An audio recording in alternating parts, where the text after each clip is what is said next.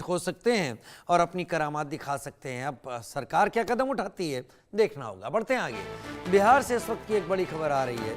Sanjay Saraogi Bihar BJP के अध्यक्ष बना दिए गए हैं। दरभंगा से बीजेपी विधायक हैं संजय सरावगी। बिहार सरकार में मंत्री भी रह चुके हैं संजय सरावगी। बिहार से बीजेपी के अध्यक्ष बना दिए गए हैं संजय सरावगी।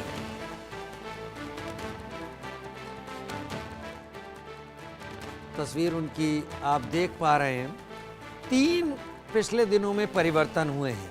उत्तर प्रदेश में पंकज चौधरी को उत्तर प्रदेश बीजेपी का अध्यक्ष बनाया गया। महाराजगंज से आते हैं। राष्ट्रीय स्तर पर संजय शर्मा।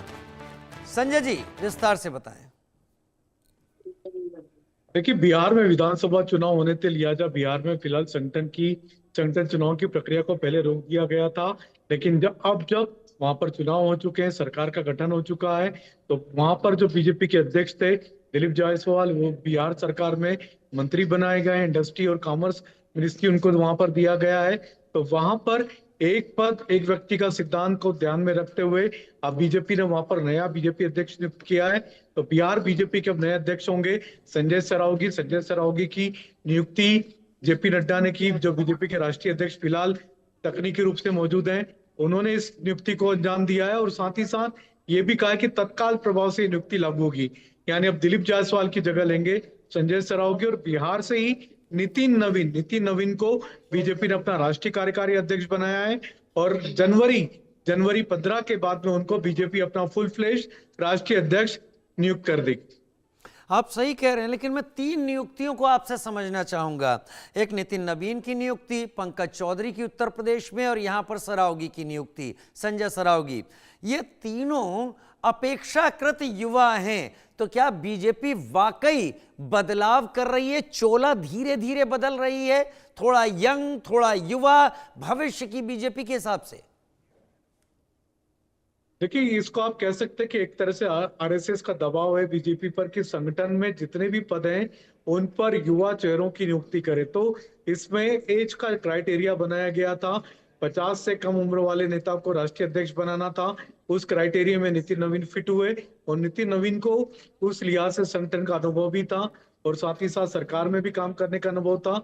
उनको राष्ट्रीय कार्यकारी अध्यक्ष नियुक्त किया, जिनको जनवरी 15 के बाद में राष्ट्रीय अध्यक्ष बना दिया जाएगा।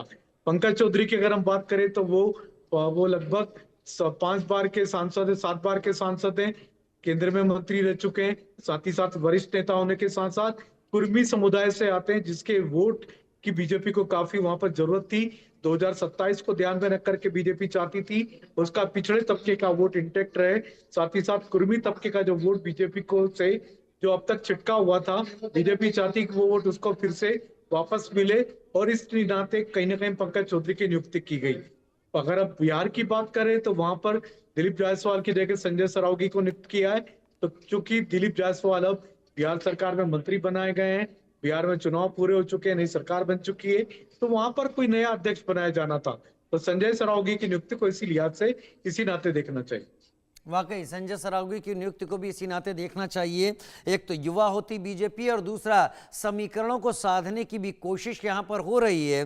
क्या इसे इनाम भी माना जाए बिहार चुनाव का, संजय जी?